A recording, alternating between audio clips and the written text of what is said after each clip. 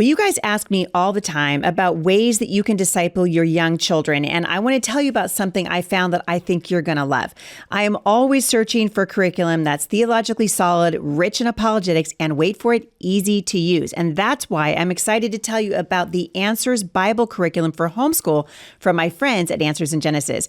This amazing program covers the entire Bible in just 4 years, and it was created specifically for kindergartners through fifth graders to be taught at the same time, which is going to save you time and simplify your day. You guys are going to get quality that you expect from AIG, and it's deep, fun, packed with truth, and designed to equip your kids to defend the faith. If you're ready to try it, head on over to answersbiblecurriculum.com/Heidi and download a free lesson to get started. That's answersbiblecurriculum.com/Heidi. Hey, everybody, this is Heidi St. John. Welcome to the Heidi St. John podcast. I'm glad that you guys are here. We are going to have a fantastic time today because my friend Trent Talbot is in the studio with me. You guys may or may not be familiar with him, but I know that you're familiar with Brave Books because I talk him up all the time. Trent is the CEO of Brave Books. He's a former ophthalmologist turned a culture warrior. I love this man of God. You're going to love him too. This is going to be a powerful conversation about what's shaping culture and what parents can do to influence the next generation. This is the Heidi St. John podcast. Today's podcast is being sponsored in part by my friends at the Functional Medical Institute. You guys check them out at homeschoolhealth.com and stick around. I think you're going to be encouraged.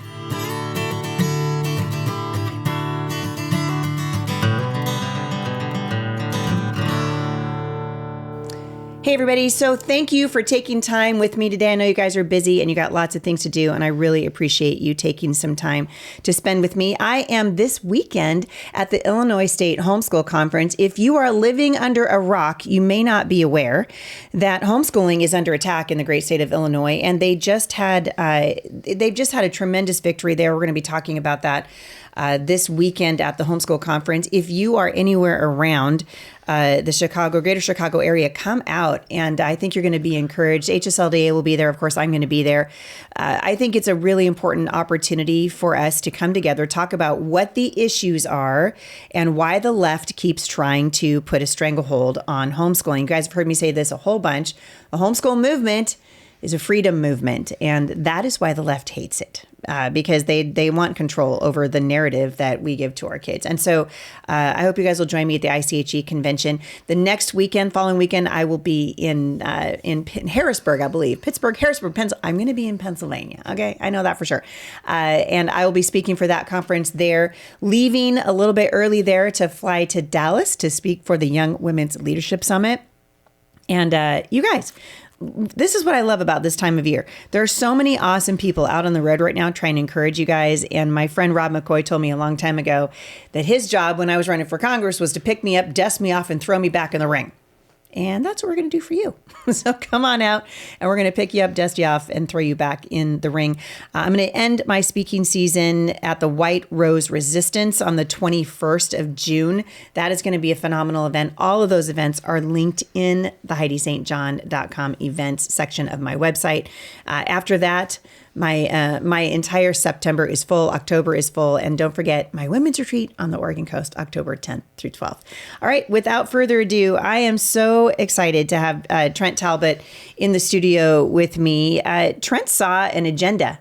Like a lot of you, Trent saw an agenda being pushed to our kids through children's literature and decided to do something about it. And that something became Brave Books, which is an alternative, an actual powerful alternative to the woke narratives, which are infiltrating libraries and classrooms across the country. Also, and you guys have heard me say this, if you come to hear me speak at all this season, they are giving Scholastic Books a run for their money. And I am absolutely here for it. Trent Talbot, welcome. Thank you so much for having me.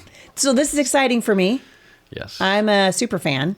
I'm a little nervous. I'm feeling a little nervous right now having you in the studio.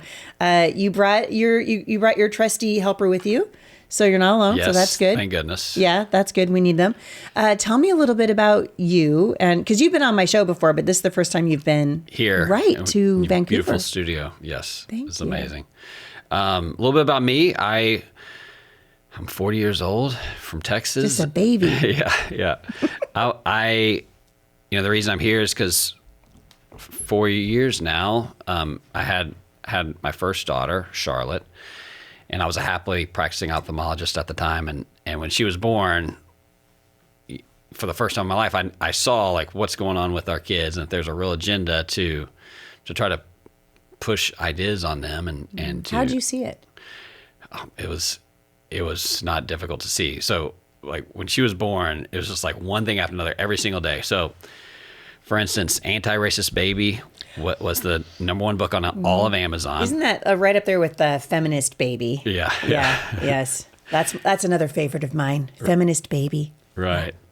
And, you walk into Barnes & Noble, you get the kid indoctrination table with all those books. Have you noticed airports they're terrible? Yeah, the airports are maybe the worst. Airports are the worst. Yes. The Minneapolis airport, horrific. Cincinnati, I mean, it's shocking. Yeah, every time I fly, I stop in and just take some photos for Me too. See if our social media wants to use them. This happened to me in Minneapolis just a few weeks ago. You've probably seen it. There's their bookstore there, which is super woke and awful, and I don't shop there, but you can't help but miss.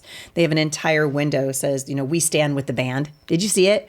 So we stand with the band. They're all about band books. So I got a little bit closer. My kids were like, because I had a couple of the kids with me, and they were like, oh no, mom's going to make a video. We're not following mom over there. Yeah. So I walk over, and if of course, they put books that shouldn't be banned, like To Kill a Mockingbird, next to All Boys Are Blue, right? Yeah, like they're all the same. They're all the same. Right. And I am telling you, it was like, I mean, I didn't do video just for the sake of my kids, but it's no joke.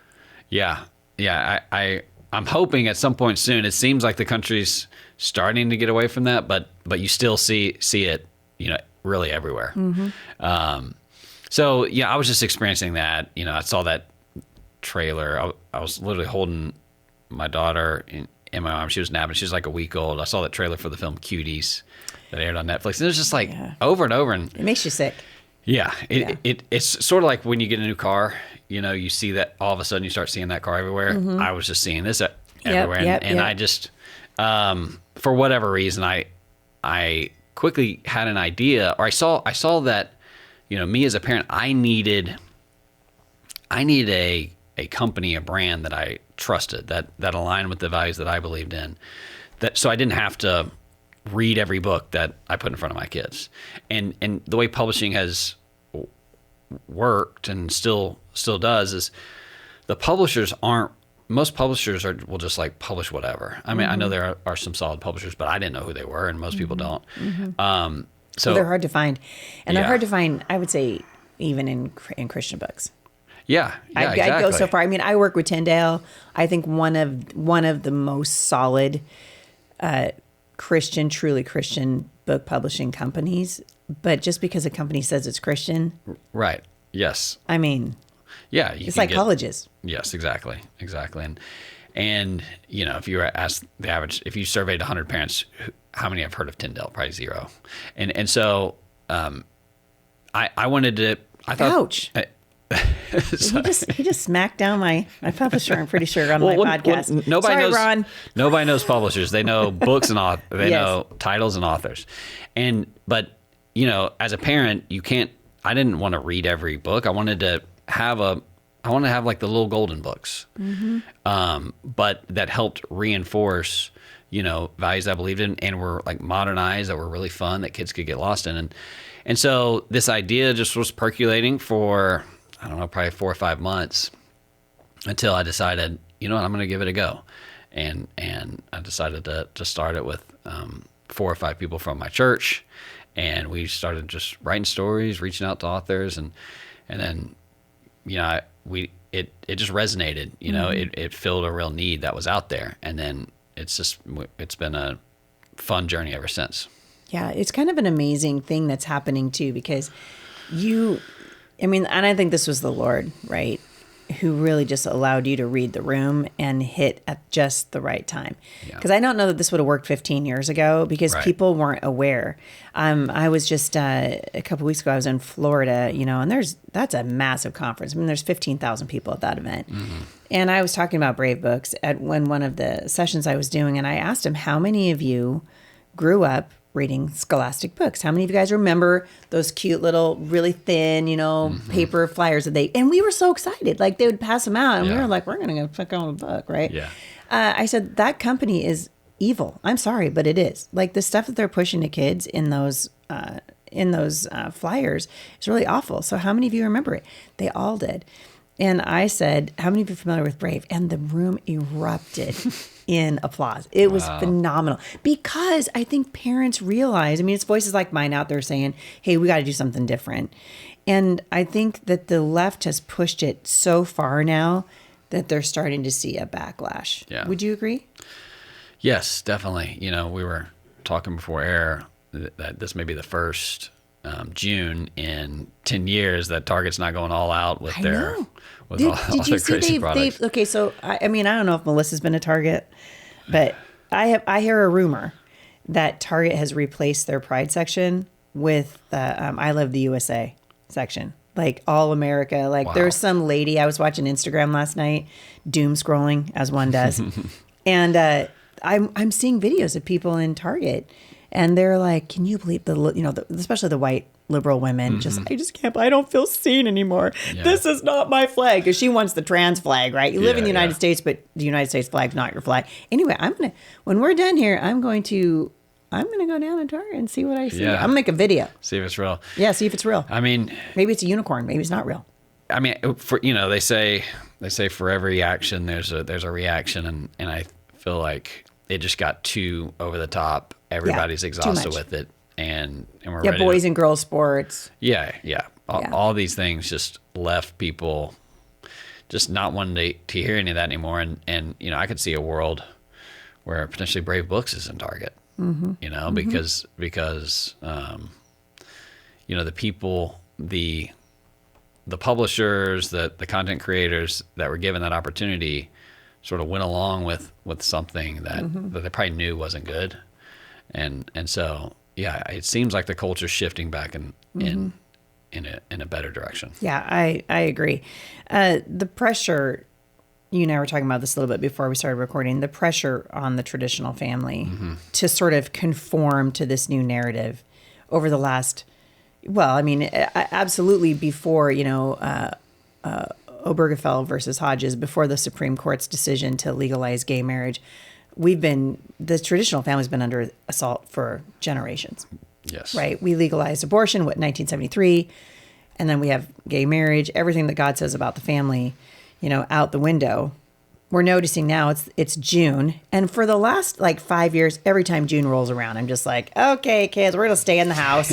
Nobody go outside because all of a sudden all the companies are flying the flag. Here in Washington, and I know this is happening in California because I was just talking to my friend Brittany, and absolutely happening there.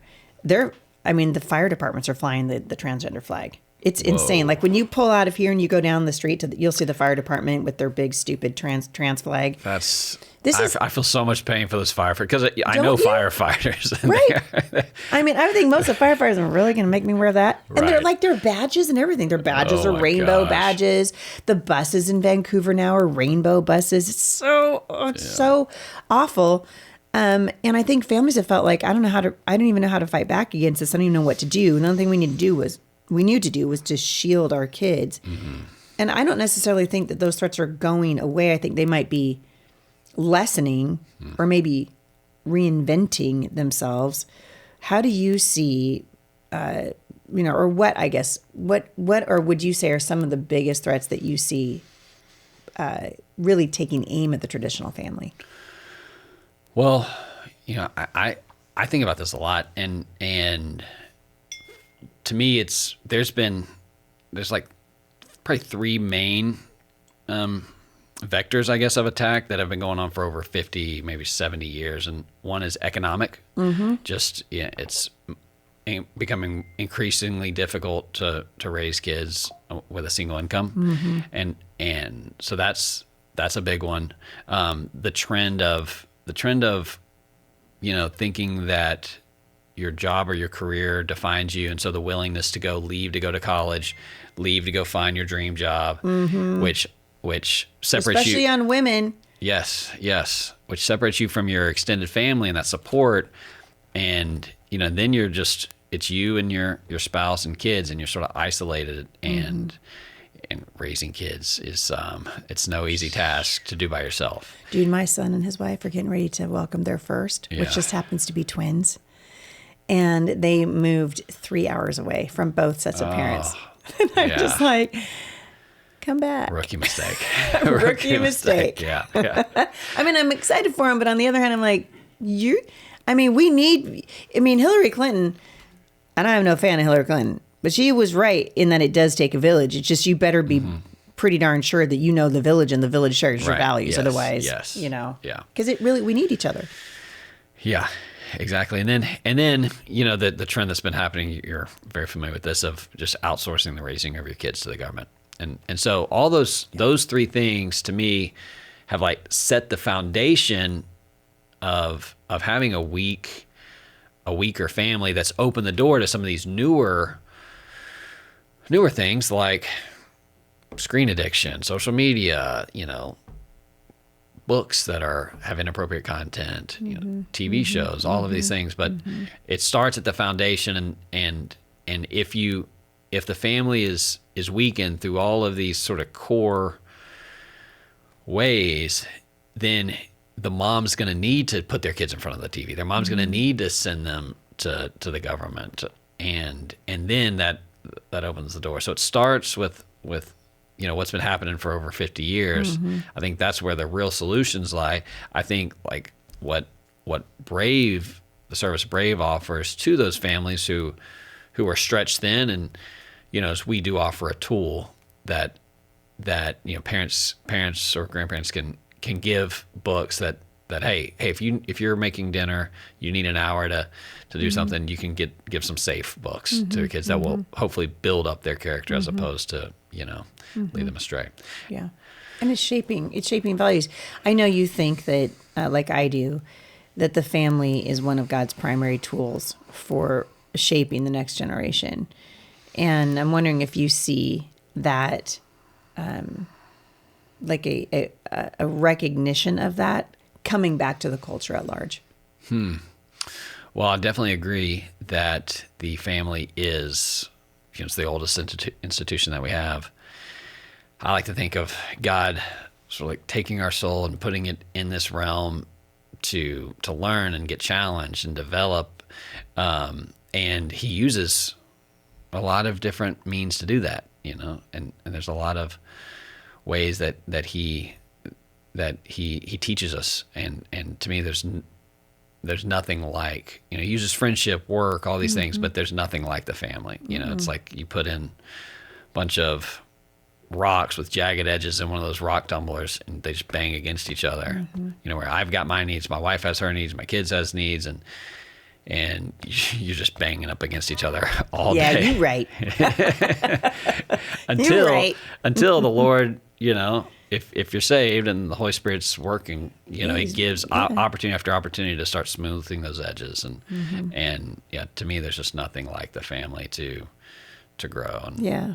Boy, the rock tumbler illustration is actually pretty good. You throw homeschooling in there. You throw homeschooling in there. No, I always love to tell homeschooling parents, like, you want to know how wicked you can be? Homeschool your kids. Right. Do it. Right. Because it's sanctifying. Yes. Right? Marriage is sanctifying. Being a parent is sanctifying. All of these things. And it shouldn't be any wonder to us that the very institution that God gave us for human flourishing, which was a mother and a father married in the same home for the lifetime of their lifetimes and the upbringing of their children, are stabilizing forces in the culture. And when you destabilize that through so-called gay marriage, I always say so-called because you can't redefine marriage. I mean, unless God's going to redefine it, we don't get to redefine it because marriage belongs to God. But it has been, I think, a destabilizing force in the country now for a really long time. And I think we're starting to see parents reclaiming their voice again. And we're seeing it more in the news than we have in a long time. Yeah. I want to take a moment to say thank you to our sponsor today. Today's show is being sponsored in part by my friends at Give, Send, Go. And it's a pretty amazing partnership because months ago, before I received my medical diagnosis, we had been hoping to partner with this amazing company. And I had no idea that I was going to be on the receiving end of a Give, Send, Go campaign. But I can tell you it's been an incredible blessing for me. And I love what these guys are doing. They are really crafting crowdfunding with a gospel message and sharing the light of Christ and helping us fulfill the mandate in Galatians 6:2, where we are really commanded to bear one another's burdens, and in so doing, fulfill the law of Christ. One of the things that's awesome about Give, Send, Go is that they have a prayer team that you can join and pray for the campaigns that you see online. So even if you can't give right now, you can pray. There is power in your prayers, and I love what the Lord is doing through the platform at Give, Send, Go. Check them out at givesendgo.com. Yeah, it definitely feels like, like some of the big trends right now are homeschooling, homesteading. Both have the word home in it, and they're both about a move. The movement's about taking ownership of your home, of your family, of the way your life's set up, and sort of thoughtfully designing, what do I want? What's best for my family? And so, I mean, it definitely seems like it's blossoming, across the country, and that's exciting to see. And it's fostered, or it's enabled, companies like Brave, where Brave wouldn't exist without parents realizing that you can't just go, if you just go along with culture, you're putting your kids at risk. You have to. Well, there's nothing that's neutral. Yeah. And I feel like this is something that parents really, we were caught off guard by. Like, we should have known it. Jesus was talking to the Pharisees in Luke, and he said, a student's fully trained to be like his teacher. Well, for generations, we were just like, we'll send our kid to the public school. And education is education is education. It's just reading, writing, and arithmetic, except for it's not. Yeah. And I think the same thing is true of the books that we read. You used to be able to take your kids to the library and let them go run. You can't do that anymore. I mean, I can't do it here in the Pacific Northwest. I would never take my kids down to the local library and just go, okay, see you later. I'm going to be sitting over here, because you just never know what books you're going to see. Right. And you guys are really, you're tackling a corner of the culture that is desperately in need of good voices and voices that parents can trust. Because you're right. You got to be able, you can't set your kids down in front of the television and just say, you're going to watch Sesame Street because Sesame Street is woke. You can't set them down in front of Nickelodeon because Nickelodeon's going to trot out a bunch of, transgender weird families for kids to see and pass them off as normal. And I think a lot of parents have felt discouraged. What encouragement do you have when you survey what's happening? Because Brave has really taken, I think, a need. I mean, this is part of what I said earlier to you, where I felt like the Lord really gave you this ability to read the room and then gave you an idea to come up and have an answer to a problem that parents are facing. But what encouragement do you have for families who really, they feel defeated in the fight? Yeah. I mean, I feel like I do hear from parents who feel defeated, and typically it's parents who there's not much of a connection with them and their kid or kids, and they feel like they've tried to reach out, and they've tried to connect, but it's just not working. And what I hear from a lot of Brave families is stories where, it's parents in that situation where my kids were in public schools. Yes. I'm homeschooling. I'm trying to connect. Yeah. And your books opened up a way for us to just sit down, turn off the screens, have fun together, and then have conversations together. Mm-hmm. And what I would say to the parents that are discouraged is that kids want to connect with their families, like more than anything. Yes, God designed it that way. Yeah, and a lot of kids that if there's some scar tissue there, they'll put up a front of no, I want to, but deep down, every kid wants to be united with their parents, and so just keep at it. For those parents out there, just keep trying to connect, keep coming up with ways to have fun with your kids, talk to your kids, and because from the letters we get a ton of emails and handwritten letters from kids writing their own stories and stuff like that, or asking Valor or Asher questions. That's awesome. But we get a lot of letters from parents that just talk about the change that they've seen in their home and the conversations that have come from it. And so it's super encouraging to see that it's possible. If, for me, if we ever get in a rough spot with our kids, that there's ways out. How many kids do you have now? 4 under 5. 4 under 5. Are you just so tired? Yes.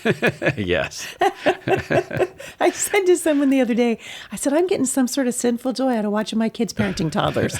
I'm just like, I know, I can't wait. You guys look exhausted. You must be so tired. Isn't it just, it's the most exhausting, rewarding thing you'll ever do? Yes, I had no idea and was not thinking through. Like, I should have been more patient. But it's just an absolute blast. I just got a video for my kids talking to me, on the way here, and they're just so fun. My wife is a great mom, and getting to watch her grow as a mom, and they're just amazing. It's a blessing. It's no wonder that the enemy's so hard after children. I don't think I've ever seen such an assault against children. We've seen it against the family, but in the last 10 years, it really has shifted, and the focus is absolutely on children. Transing our kids, obviously obliterating them in the womb, telling our kids that they don't matter, that they've evolved from an animal, so it doesn't really matter. We threw the Imago Dei out because we can't talk about that. And we have this, I think, a window of opportunity right now to really shift the narrative in the culture. And I, for one, am excited because I see it shifting. I mean, I live here in, a very challenging place to live, certainly politically challenging. It's definitely spiritually challenging.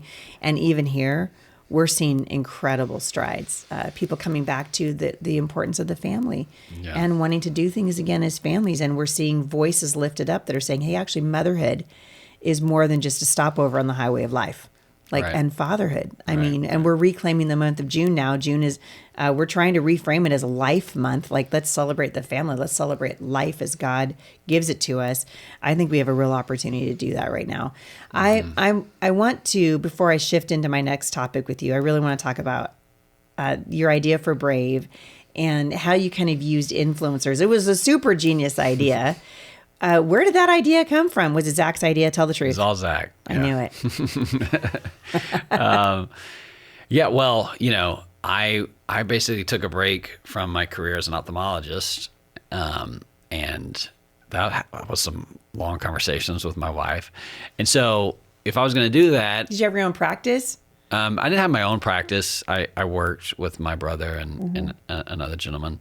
But took a break and went for this. And so if I was gonna do this and take risk with money and all this, I didn't want to just write a book and list it on Amazon. I wanted to make sure that at least some people heard about it.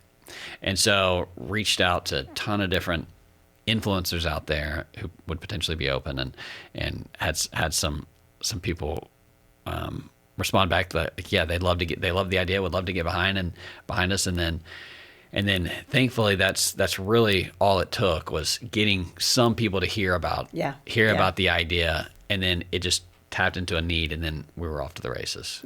But who are some of the influencers you've worked with? Oh, some of the early ones: Jack Posobiec, Elizabeth Johnston. She's a friend. Who else are some of the early ones? Graham Allen, Ashley St. Clair. Yeah. So it's been fun to see all these people, over the years.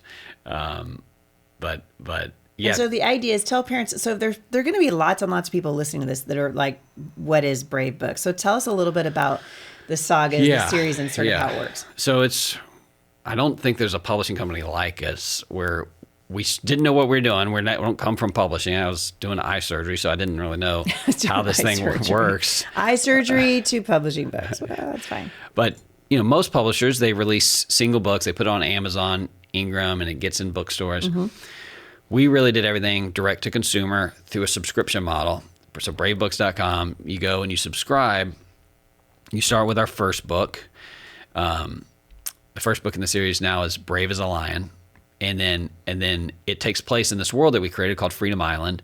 It's got all these awesome, locations that kids can visit, and it's a real experience. So that with their first book, they get a huge poster and stickers, and every book they unlock a character, and they unlock different places on Freedom Island, and so it's just like it's an adventure, and it's an adventure that takes them on a journey where they get to know this great cast of characters, from the good guys, Team Brave, and we've got like our Luke Skywalker character Valor, who's the biological son of Blackheart and Scylla, but was abandoned as a cub and was raised by Arthur Braveheart and Fiona, and so they fall in love with the characters, both the good and bad. My daughter, for her 3-year-old birthday, had a Blackheart party, Blackheart themed. That's awesome. So I don't know what that says about me as a parent, but well, we're gonna find out. yeah, and so it's an adventure, it's a journey, but it's not just entertainment. Yeah. There's a lot of entertainment out there, but what makes Brave unique is it is like world-class entertainment, but every single piece of content we put out has to, build children's character and strengthen their sense of right and wrong. And so every book teaches, a timeless Christian value, whether it's hard work, forgiveness, your identity is how God made you, how you're created. Elephants are not birds. Elephants, not birds. The sanctity of life, little lives matter. And so, I just, before I started Brave, I believed that you could make a fun story, and have it be, as engaging as anything out there. But while you're doing that, you just build kids' sense of right and wrong, and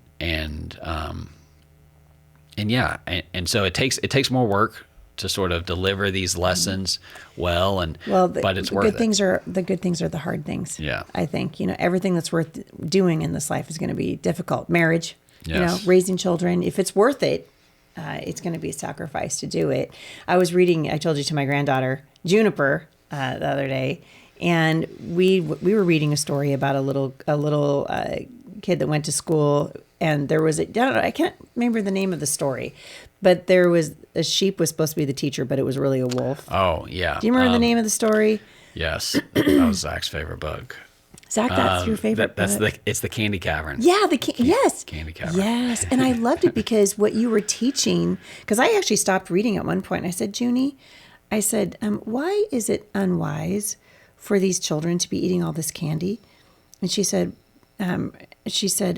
because she said their parents don't know they're doing it. And it's such a great story, because that's what is happening in the schools, right? That these woke teachers are using their platform as really authority in the lives of these children. Yeah. And they're telling the children things that are patently false, which goes against that child's innate self-protection that God gave them. And they're just stripping it away little by little. So we're reading through the book, and about 3/4 of the way through, Junie goes, "Look, Mamsie, they're fat." Like, she totally recognized the sheep got fat. She totally recognized the sheep eating all this candy, and they got fat. And she was like, should have listened to mom and dad. Like, she was just like, To her, that was just duh, right? But it's so great to see a children's story just reinforce what in her little heart she knows to be true. Instead of undermining what in her little heart she knows to be true, Brave is coming along and they're reinforcing it. And I am absolutely here for it. I think it's so great. Let's talk for just a minute about the power of storytelling, because Jesus used parables, right? And if God used stories in the person of Jesus Christ, it would make sense that we would do the same thing, because the stories that we tell really matter. And Jesus knew this. He used these stories to impart life-changing truths to the people that were listening. Largely, that's what you guys are doing. Why do you think storytelling is such a powerful tool in shaping a child's values and a child's beliefs? Well,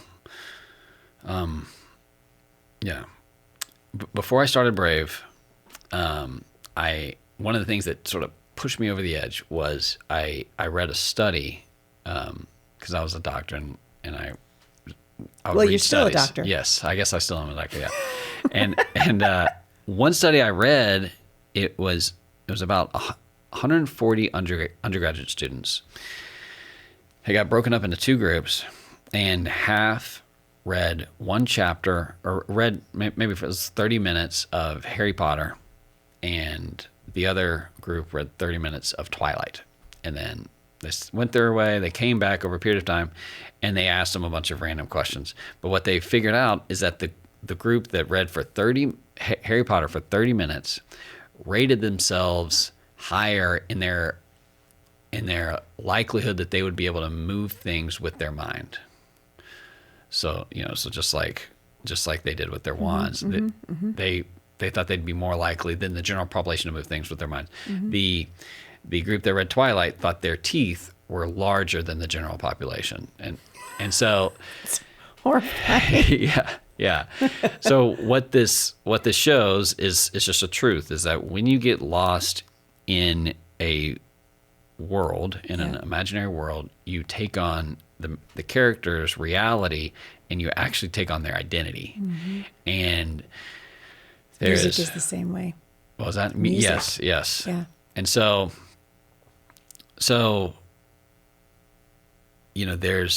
it's not really a surprise when you look at what's happened with our culture. There's over 250 LGBT characters on TV right now for kids programming, like for kids shows, cartoons. There's over 250 LGBTQ characters, and that it's almost an infinite number of characters when you talk about books. And so, were you an avid reader growing up? Not really. Yeah. Not really. I did like the Bernstein Bears. Yes. Come on. Bernstein Bears. Yeah. But I was more of a stick in front of the TV and watch pro wrestling and Ninja Turtles. Okay. I hadn't pegged you for that. Okay. Yeah. Ninja Turtles. That was my jam. The Teenage Mutant Ninja Turtles? Yes. Okay. Yeah. That's in the Wayback Machine right there. Yeah. You guys know how passionate I am to see parents discipling their children in the Bible. And while it doesn't have to be complicated, it does have to be intentional. That's why I'm excited to introduce you guys to the Illuminate Bible series from my friends at Lifestone Ministries. This is a Bible curriculum that's designed to grow with your child from first grade all the way through high school. So whether your child is just starting to read or asking deeper questions about faith and culture, Illuminate meets them right where they are and helps them build a lasting relationship with Jesus. Each week, you'll walk through a simple 5-step approach. You'll look at a Bible story, check out the context around it, see how it connects to the rest of Scripture, study the theology behind it, and find out what it means for real life. It's designed for families, so you don't need 5 different books for 5 different kids. You can go through it together using workbooks tailored to the ages of your kids. So if you've been looking for a way to disciple your kids without adding more stress to your day, this is it. For more information, visit lifestoneministries.com/Heidi to learn more about this amazing homeschooling tool. The power of story is incredibly hard to fathom, but it's real, and yeah, I think so the people that are pushing an agenda that want to separate us from God and just like biblical wisdom and push us in a new agenda, I think they knew way before, or they knew this, and they, that they've been working for a long time to get these stories in front of kids. Stories move people, and I think they as someone who speaks for a living, I can get up in front of 10,000 people and just recite a speech, or I can regurgitate a bunch of facts. But the moment you bring a story into it, something changes. And I learned as a homeschool mom, and I think this is part of why Brave is so successful. If you can attach a child's emotions to a story or to a subject, they're going to remember it forever. So instead of just teaching U.S. history, I decided I'm going to teach my kids about George Washington. I'm going to make these characters, these not characters, but these people come to life for my kids. So when we got to studying World War II and Adolf Hitler, instead of just studying what was happening to the Jews, we read Corrie ten Boom. And we started reading stories about people whose lives were impacted. And my kids couldn't get enough. And I realized, boy, if I can connect them emotionally to this, they're going to remember it forever. So much better than just throwing, random facts at kids. When you connect them to a character in a story, it impacts their heart. That's so wise. Yeah, you're exactly right. And it's like Juniper with the No More Secrets book. Yeah. If you would have just told her, listen, Juniper, we don't keep secrets. Here's why, and keep it at a conceptual level. Mm-hmm. Like, that's just not gonna. No. It's not gonna be there whenever she needs it to be there. Mm-hmm. It needs to like really get in there, and to me, the way to do that is through story. And so you tell a story about a wolf who dresses up as a sheep teacher, substitute teacher, comes, fattens all the kids up, and then tries to eat them. But the wolf's plan is foiled because the main character, the parents. I love the parents were the heroes in that story too. Yeah. Like when the wolf, takes the kids captive, because we knew eventually that was going to happen. Mm-hmm. When I was reading it to Junie, she was like, "Uh-oh." Like she would see, I'd turn a page and she'd be like, "Uh-oh." Like she knew, what was coming next. But when at the end of that story, she's afraid and they see this big menacing character. Well, the big menacing character is her dad, who comes to to save the kids. And I was like, I loved that the hero in the story was mom and dad. Yeah. That it was mom and dad working together to set first their child free and then other children too, and reuniting them with their parents. So instead of separating kids and saying, this is the hero of the story, it could have been a fireman, it could have been, no, the hero of the story was her mom and dad, who had told her from the very beginning, don't keep secrets from us. Right. And so in many ways along that story, as it's being told, I can see why Zach liked it so much, because you're reinforcing the truth in a lot of different scenarios that all come back to paint a big picture of why parents are so important in the life of a child. Mm-hmm. It's a big deal. Yeah. And, one theme that I see is, as you look at the landscape of kids entertainment is there's a big trend to make the kids the heroes and the parents the buffoons. Yes. And so like, if you look at Paw Patrol, every episode, it's the kid, pups, and the writer. Mm-hmm. They're out saving the parents and the adults, because the adults just are totally incompetent. Mm-hmm. So, well, that's what the schools are teaching. Yeah. With like, I'm your safe space. If your mom doesn't think that you're trans, I'm your mom now. Right. All that kind of stuff is really meant to destabilize a child's view of their parents. The children start out naturally having a high view of parents, and it just gets knocked down over time by these voices, whether it's Disney and Paw Patrol or, the transing of our kids in the schools. They're really taking aim at parents. Yeah. I feel that on an individual level. When we started working on our first TV show, Iggy Mr. Kirk, me and my wife were doing some sort of like recon or some R&D. We were looking at the different shows that are popular, and we put Paw Patrol in front of our kids, and they loved it. They were like cracked out of their mind. and one thing that I started to notice is that my oldest, Charlotte, when I tell her something, shortly after start watching Paw Patrol, she would tell me like, Dad, you don't know anything. She's like, she just thought I was like, literally didn't know anything, and that she knew so much better than me. Yeah, mission accomplished. Yeah. And so, score one for Paw Patrol. Yes, we, for a lot of reasons, we no longer let them watch Paw Patrol.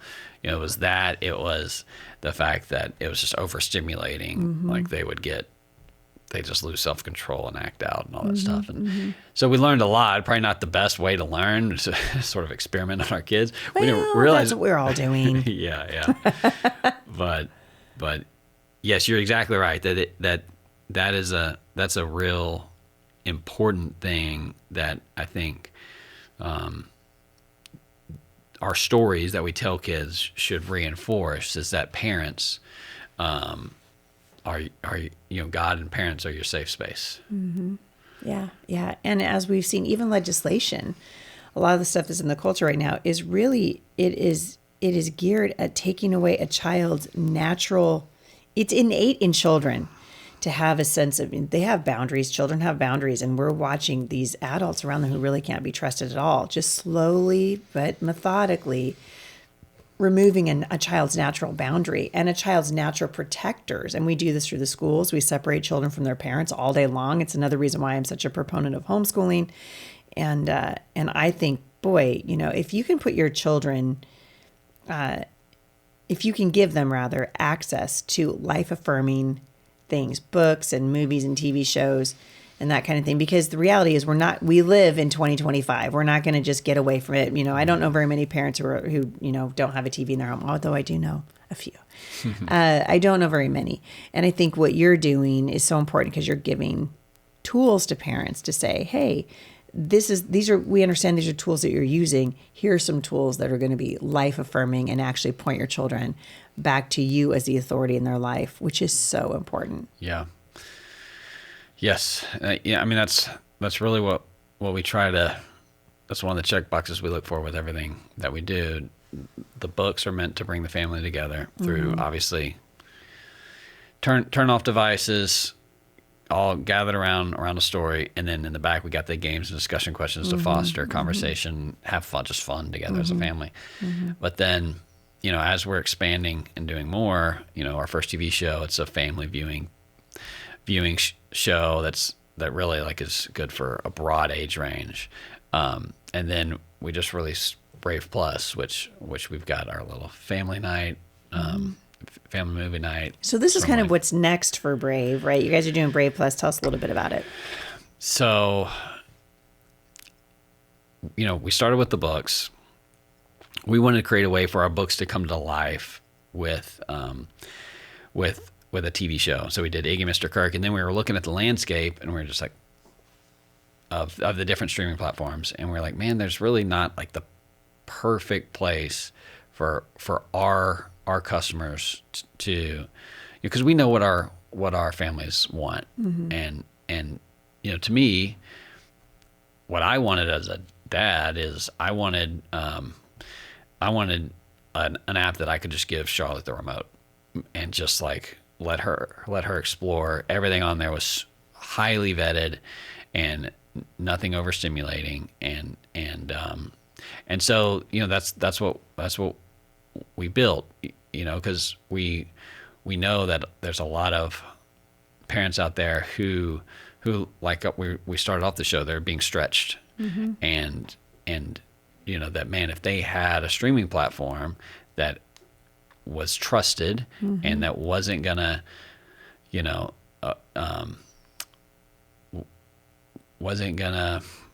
promote any values that they didn't believe in, but also you couldn't walk away from for 5 minutes and come back and be like, oh, hey, wish I would have been here for that. Yeah. But then also not rile your kids up, because the overstimulation thing is, which we haven't really talked about, is a huge issue. And, just the studies that are coming out of the harmful effects it has for kids, for their ability to focus. It causes attention disorders, it causes problems with self-control. It just gets them in this addictive state where they have a really hard time snapping back to reality. Yep. And so I think that it's one of those really important issues that parents are facing, that I felt strongly enough that we built our own streaming platform to really help give parents that solution. So if people are interested in checking out Brave Plus, what's the best way for them to do that? Well, you and I collaborated on HeidiBrave.com. Yeah. So you can sign up for Brave Plus through that, and you can either get the streaming platform by itself, or it's included free when you subscribe to the book club. Okay, so tell us a little bit about who's on Brave Plus, because it's actually pretty cool. Yeah, so Iggy, Mr. Kirk, which is our first original Brave Plus original. Which is kind of like a new take on Mr. Rogers' Neighborhood, kind of. Yeah, it's it definitely has Mr. Rogers vibes. Yeah, for it does. Sure. Yeah. But it's very unique as well. Mr. Rogers didn't have the books coming to life with parallax animation, and definitely not a character like Iggy. Yeah. Iggy is he's a character. Yeah, he is.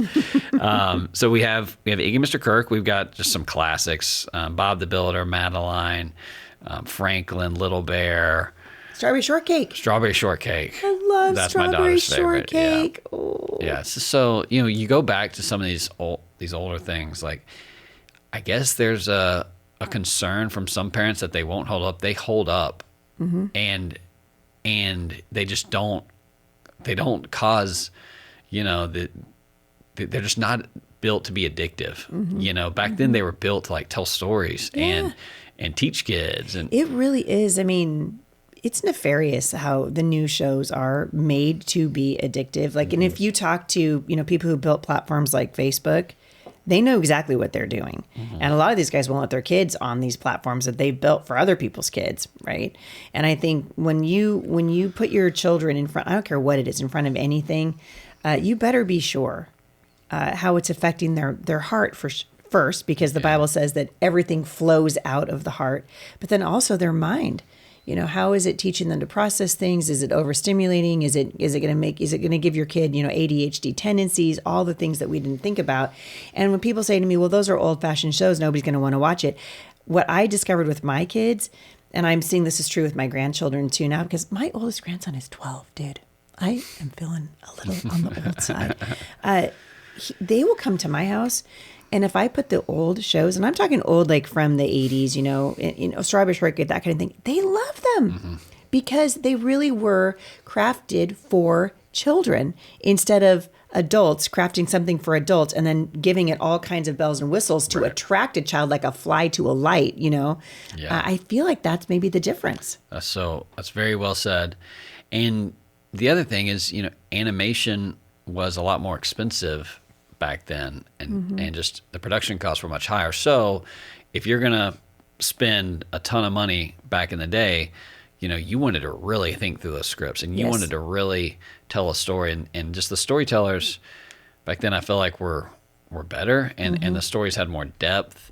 And I think kids are so used to these just very superficial, storylines where there's no depth of character. There's no real deep, story that's being told, that's hitting on core archetypes and all these things. Like, it's just not happening. So yes, when kids are exposed to just really high quality stuff, they love it. I was thinking, I just looked it up for fun, because I grew up watching Strawberry Shortcake. I was a little older for it, but I mean, I'm the oldest of 6 girls, and so we were like Strawberry Shortcake, just to the moon.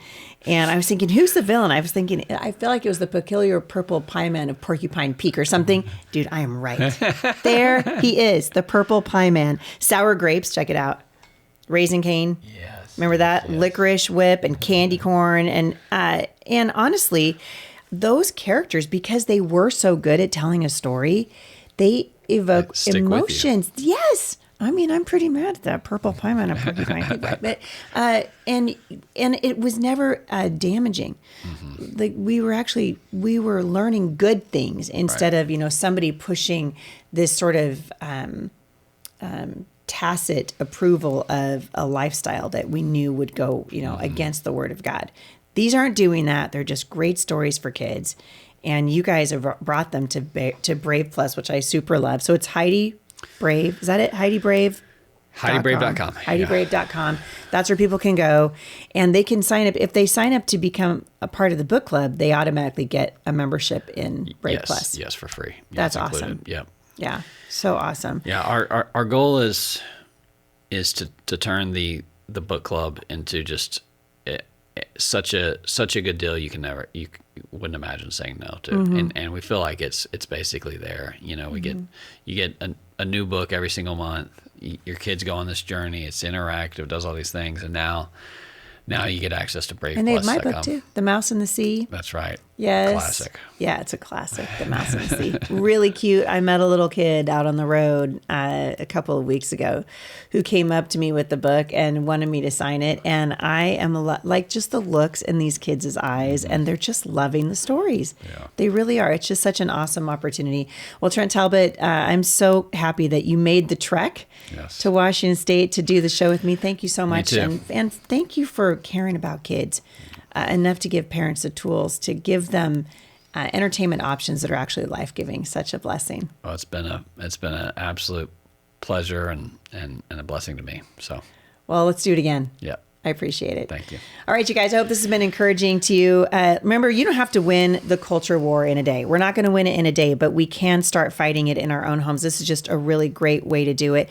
You guys are the frontline defenders of the hearts and minds of your kids. And so I hope this episode is going to stay with you. I hope that you're encouraged. And I hope that you will check out Brave Plus by going to HeidiBrave.com. Listen, as the culture grows louder, our kids need to hear our voices. They need to hear the voices of their parents.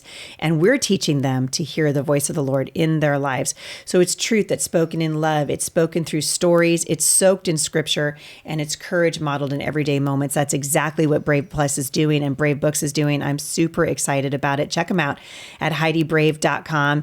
And I hope that you guys will take a moment and really maybe just do inventory on the books that your children are being exposed to, on the things that they're watching. I think a lot of times parents don't realize the damage that's being done through everyday little exposures to things that are taking their hearts and minds captive. So really important that we guard the hearts of our children. I hope you guys have enjoyed this episode today. We would love to hear from you. You can reach out to me directly by going to HeidiSt.John.com/Mailbox Monday. And I want to just say thank you guys for listening so much. We really appreciate you being here. We'd love to hear from you. And I will see you right back here again at the intersection of faith and culture.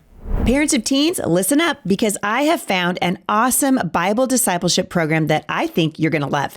If you want your teens to own their faith instead of just regurgitating Bible facts, you need to know about RVL Discipleship, the curriculum. It's a powerful new curriculum that's been designed for homeschooled teens from our friends at Focus on the Family. Each lesson is taught by awesome Bible teacher Ray Vanderlyn. His semester-long course takes teens beyond fill-in-the-blank lessons to real-life application, helping them live out their faith with boldness and purpose. RVL curriculum is flexible, parent-friendly, and deeply engaging because it's been designed to spark real conversations about faith between you and your teens. Right now, you guys can get 2 free sample lessons at RVLcurriculum/HSJ, plus 10% off when you purchase the curriculum with code Heidi10. You guys, discipleship matters. Let's raise our kids to become lifelong disciples of Jesus. Go to rvlcurriculum.com/HSJ today.